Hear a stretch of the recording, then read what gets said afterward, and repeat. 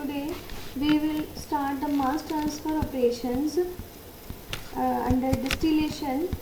The next topic is flash distillation and batch distillation.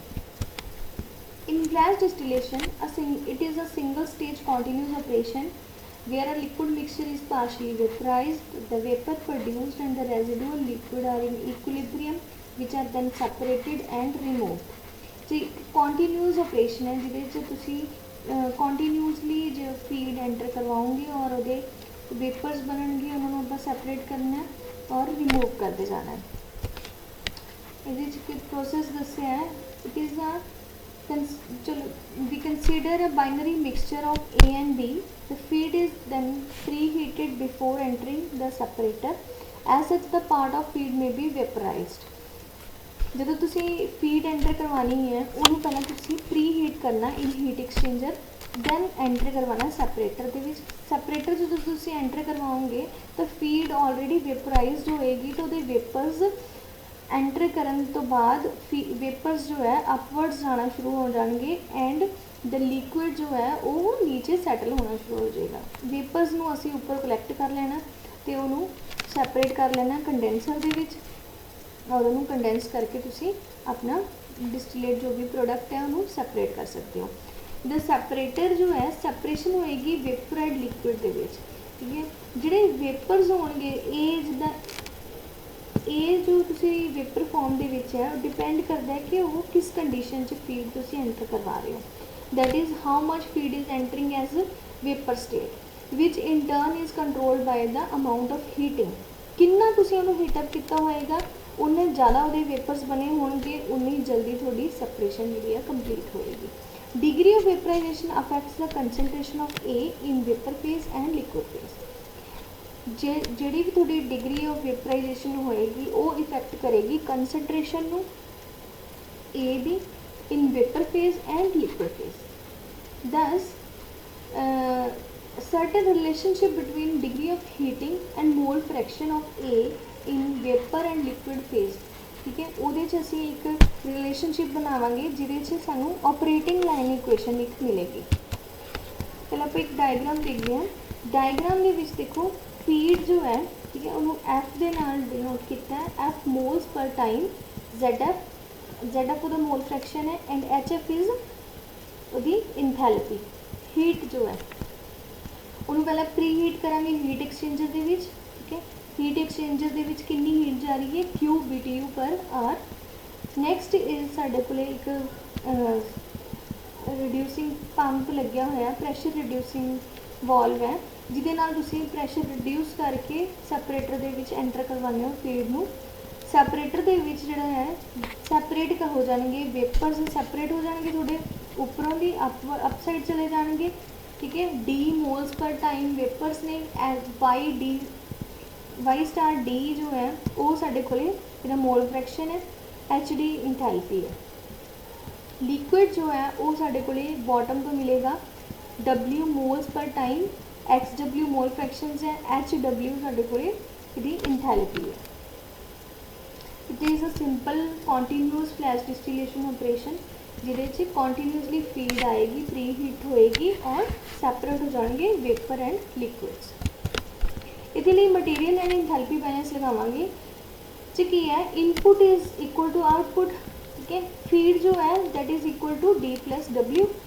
अगर उन्होंने mole fraction के term के नाल ऐड करांगे असी FZF is equal to DXD plus WXW. F enthalpy equation लगावांगे इंथैल्पी बैलेंस लगावांगे तो सारी हीट जो है FHF प्लस Q जो है हीट एक्सचेंजर की हीट है इंथैल्पी है.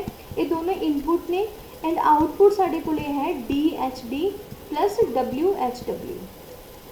इन्होंने तीनों इक्वेशनस को सॉल्व करांगे साइमल्टेनियसली तो साढ़े को ये इक्वेशन आएगी -W/D that is equal to YD - ZF upon XW - ZF.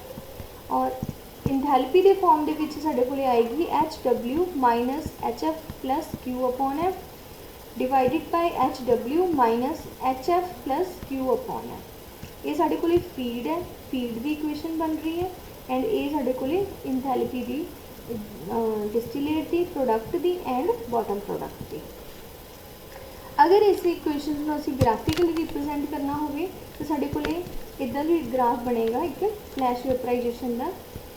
एक HXY डायग्राम है which represents a straight line through the point of coordinates HD and YD।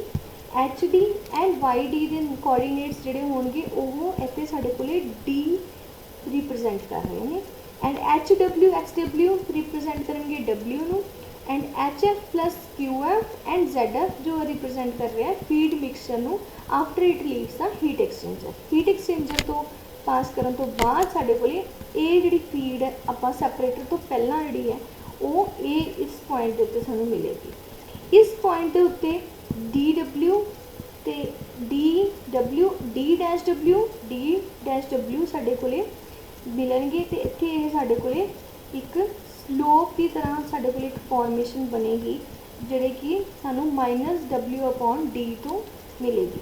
ठीक है, जिहड़ी पिछे इक्वेशन लिखी है तो सानूं स्लोप मिलेगा, वो स्लोप ए स्लोप बनेगा। ठीक, इस इक्वेशन के नाल असीं होर कैलकुलेशनस कर सकते हैं इहदियां। ठीक है, जिहदे नाल कि सानूं कोले ग्राफिकली ये ड्रॉ कर सकते हैं कैलकुलेशनस में। नेक्स्ट इज डिफरेंशियल और simple distillation. Differential distillation, Rayleigh's distillation या बैच डिस्टिलेशन कह लो इनू। ठीक है, ये की है सिंपली तुसी वेपर्स नू रिमूव करते हो स्टील चो for during a particular time interval. अच्छा, कोई पर्टिकुलर टाइम होंगे कि एक बैच में कितना टाइम लग रहा है एक बनने के लिए, उस तो बाद उन्होंने कंडेंस कर लेंगे कंडेंसर के अंदर। ठीक है, जिहड़े मोर वोलेटाइल कंपोनेंट्स होंगे that are richer in more vapour form than the liquid remaining in the still. Over time, the liquid remaining in the still begins to experience a decline in the concentration of the more volatile component, while the distillate collected in the condenser becomes progressively more enriched in more volatile components। ਇਹਦੇ 'ਚ ਤੁਸੀਂ जो भी distillation हो रही है वो vapour form जो है वो जिदा आप पहला ही कर चुके हैं, वेपर जने ने वो थोड़े कंडेंसर जाके कंडेंस हो जाएंगे और वो मोर वॉलेटाइल कंपोनेंट्स एनरिच होंगे। ये कोई भी रिफ्लक्स नहीं होंदा, no reflux and no stages, ना ही कोई पैकिंग मटीरियल होंदा inside the column. Therefore various approaches are not applicable to this distillation system. इसलिए इस सिस्टम के ज़्यादा अप्रोचेज नहीं लगा सकते असी। इसकी डायग्राम देखो, बैच डिस्टिलेशन डायग्राम है। इस सिंपल एक जैकेटेड स्टिल है जिहदे की है स्टीम जो है वो अंदर जा रही है। स्टीम के नाल तुसी हीट अप कर रहे हो फीड नूं। जो फीड हीट अप होएगी तो वो वेपर्स बननगे, वेपर्स जाएंगे कंडेंसर के अंदर। कंडेंसर के अंदर कूलिंग वाटर जो है जैकेटेड वाटर, जैकेटेड कंडेंसर है जिहदे थोड़ा वेपर्स जो है कंडेंस हो जाएंगे और कंडेंस होकर लिक्विड फॉर्म के विच आके वो नीचे इन्हां रिसीवर्स दे विच कलैक्ट होना शुरू हो जाएंगे। ये एक बैच डिस्टिलेशन मीनस बैच वाइज ये जाएगा मटीरियल। तो एक बैच बनने तो बाद फिर तुसी दूसरा बैच इनपुट करोगे वो, ठीक है, एंटर करवाओगे, फिर दूसरे बैच के वेपर्स बननगे तो जो लिक्विड होएगा उन्होंने तुसी इस स्टील के बॉटम वॉल तो कलैक्ट कर सकते हो। ठीक है, हुण इहदे लई साडे कोले एक simple Raoult's law Raoult's law use होंदा है जिहदे च तुसीं equilibrium relationship between vapour composition Y and liquid composition X जो है उहदे नाल तुसीं रिलेशनशिप बना सकते हो of the more volatile component in a binary mixture can be approximated using the concept of constant relative volatility alpha. जिदा असी पहला अल्फा के नाल असी इक्वेशन लिखी सी उस तरीके नाल ये y is equal to alpha x upon alpha -1 into x plus 1 इस रिलेशनशिप के नाल तुसी इक्वेशन सॉल्व कर सकते हो। थैंक्स।